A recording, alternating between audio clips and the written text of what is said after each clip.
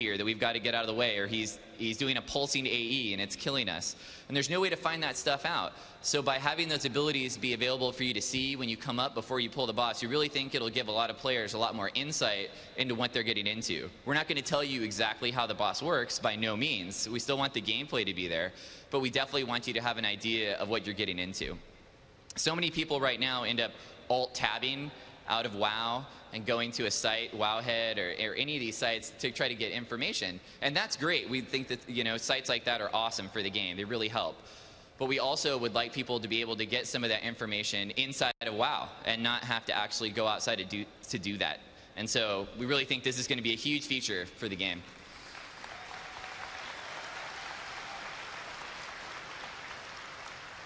To go along with this, we're going to have 3D portraits of the bosses, so when you see them, you'll be able to see an actually 3D animated, you know, full-on model of the boss, get a chance to see what he looks like. It's just a cool feature that helps you maybe get a better vibe on who the guy is and what he's doing. It works really well with the idea that we're going to show lore on the boss. And finally, this feature will work in both dungeons and raids. We don't want to leave anyone out, so you'll be able to see all this kind of information for both sides.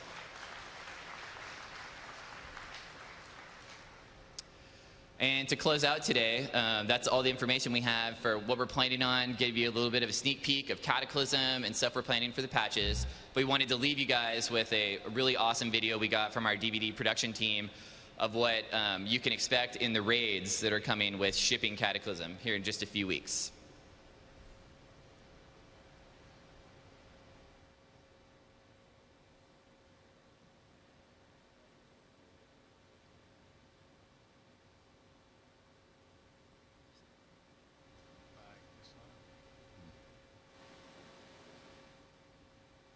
Just imagine that this sounds awesome. Yeah, so this is the first two bosses for Blackwing Descent. What you just saw there was the Omnitron Defense Council and Magmaw, the lava worm.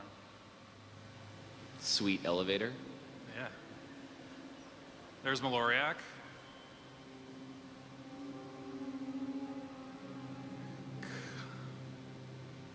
Chimeron, and then here's Atromades. It's that blind dragon I was talking about. It's our first blind dragon. Yeah. Another one of the raid zones you'll be playing through, Bachelor Twilight.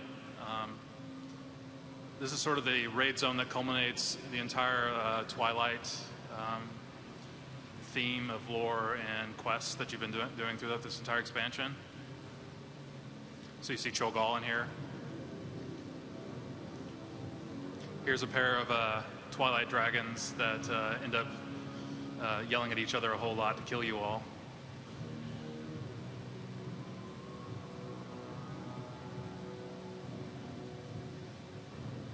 We have a bunch of elementals. We actually have the Ascendant Council. There's one of them. You'll be fighting a Ascendant of each elemental type in the fight. Here's Cho'Gall. Just chilling on the throne. Hanging out with his beak. With a huge hammer.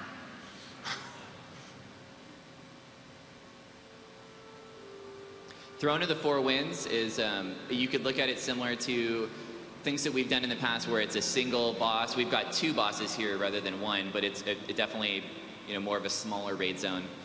But the art here, we just think is mind-bogglingly awesome, the look and style. Yes, this is the raid I was talking about where you're actually fighting 3 Jin all simultaneously, but during the fight, members of the raid will actually have to flip back and forth between the different towers using these, they'll basically jump off and get carried by the winds back and forth between them. So it ends up being a really, really interesting fight, and a lot of planning has to go into it for you guys to win successfully. All right. Okay, so that's what we have. So I think we've got some time for Q&A.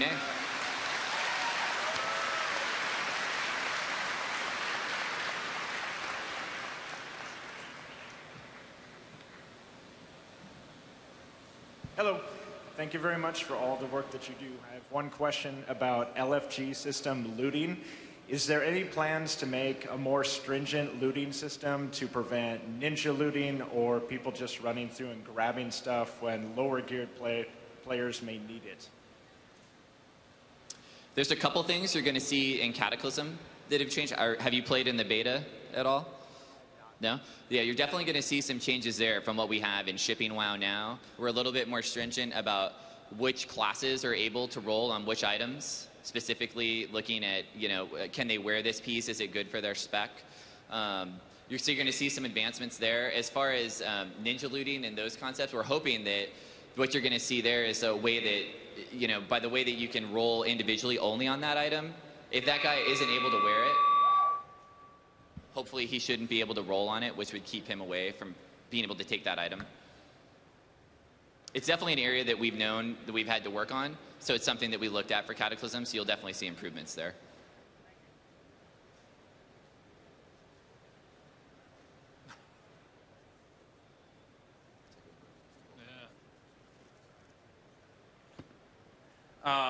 Yeah, with 10 and 25 man raids having the same loot now,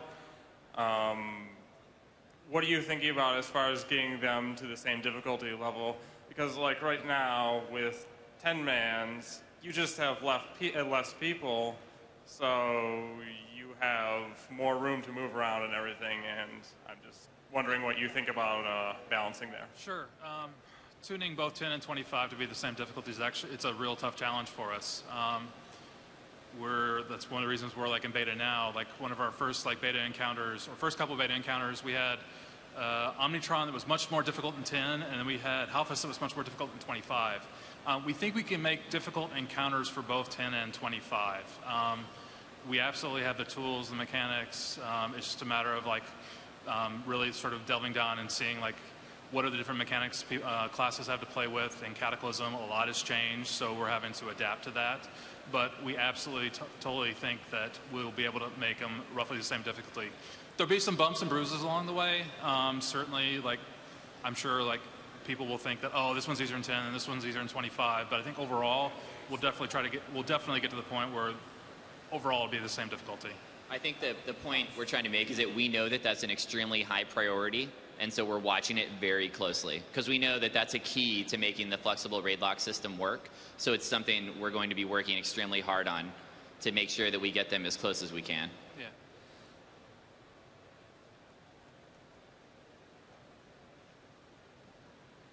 Hi, my question's mainly about tuning and the fact that it's kind of weird that you have 7 or 8 bosses on Heroic 25 that are easier than, say, normal Lich King on 25. And also, what have you learned forward going, those 7 or 8 bosses that are easier, there's a huge difficulty jump between those 7 or 8, then going to Death Whisper, then going to Putricide Syndragosa, and then the massive difficulty jump going to Lich King. And I'm not saying hard is bad, it's good, keep it up, but what have you learned going forward? Okay, yeah, so Lich King was sort of a special encounter for us. I mean, it's Wrath of the Lich King, so we want to make sure that whenever you went up there, it was a super epic fight, that it carried with it a bit of difficulty. Yeah, it meant that some of the heroic encounters ended up being less difficult than him, but we were perfectly willing to deal with that. And as far as Death Whisper being more difficult than like Marrogar or other ones, there's always going to be a little bit of variation and difficulty. Like I said, we try to make it a nice like line where the further you get into a dungeon, the harder it gets.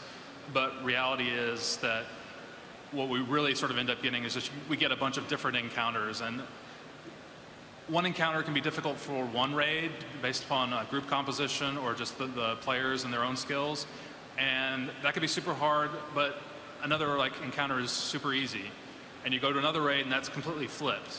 So I wouldn't say okay, yes, the boat was easy for everyone, but that's we were okay with that. The boat was kind of this cool like event thing, and that was fine.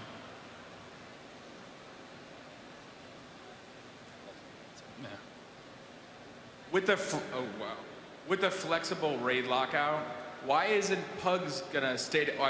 Why wouldn't Pugs break apart easier?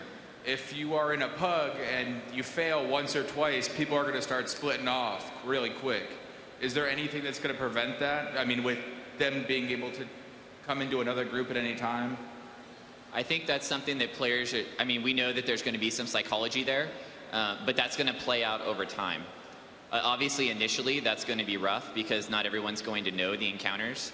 But if you look at the state of Lich King now, right, where most people, we've got the weekly raids, the weekly raid quests, so many people know so many more of the encounters. I think obviously up front in Cataclysm, it's going to be a little rough. But I think as time goes by and players learn more of the encounters, you're actually going to see a much better Pug experience than you're seeing now. Yeah, I think you will. I mean, again, reality is sometimes you run across a bad Pug. Yeah. Happens to us all. But when it does, the nice thing about like the new system is that you're not hosed for the entire week, right? Now, sometimes you'll find really great Pugs and you'll be like, oh, this is amazing. Just don't break up, don't break up, don't break up, don't break up, don't break up. We got to get this loot. But you know, with you saying that like, hey, it's easier to break up. It's also easier to get new people. Yeah. Right? There's the flip side to it as well. Like, it's much more easier to find people that, hey, I had some time this week and haven't raided, and I know what I'm doing, and I'll be an asset to this Pug. So it works both ways there, and I think overall it ended up being a net positive. There's two sides to the coin on that, for sure. Yeah.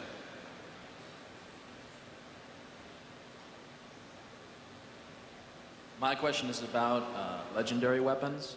With 10 and 25 man lockouts being combined in Cataclysm, are there any plans to go back to Ulduar and Icecrown Citadel with regards to Shadowmourne and Valinir in terms of how they drop in? They only drop in 25 man right now. Are there any plans to go back and make them drop in 10s for 10 man guilds that can't make it into 25s? So you're asking, are we going to go back and change the way the Shadowmourne fragments drop and all the other, like, just, are we going to correct the way those change? That's a good point. That's something I'll have to bring up when we get back in the office on Monday. I don't know the answer to that offhand, so I don't really want to say something that's incorrect to you, but I don't see why we wouldn't. Yeah, it's a great suggestion. I mean, for sure.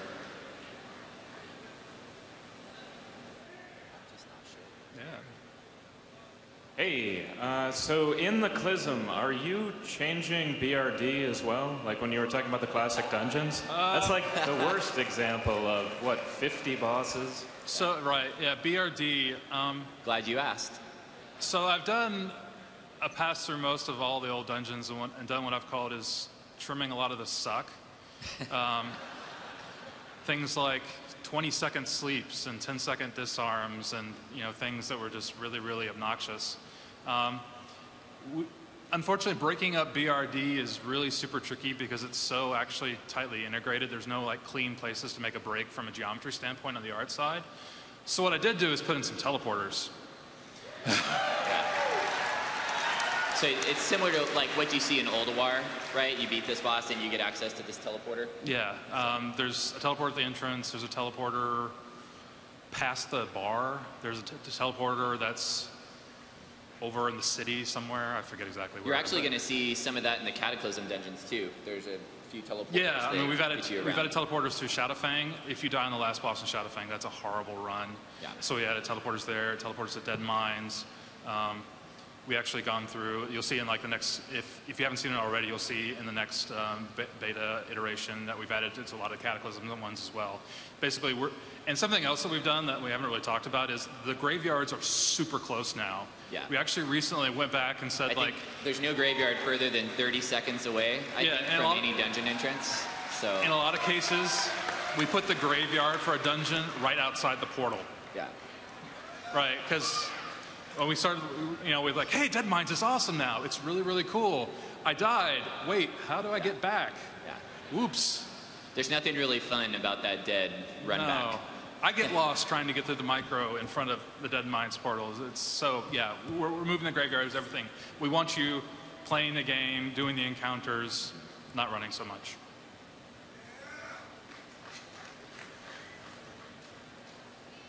Hi. Okay, as a raid leader, a lot of times, or even just as a pug goer, or just as a raider in general, a lot of times people want to join raids, or for instance, like say for instance a raid fills up way too fast, and you're like, oh man, I really just at least want to check this out and like be involved with my either the guild or the pug. So have you guys ever considered a maybe raid observation / queue system? So say for instance you had like 30 people or 31 people, and the rest of the people above the 25 cap, for instance, in this case, would be able to stay with like the main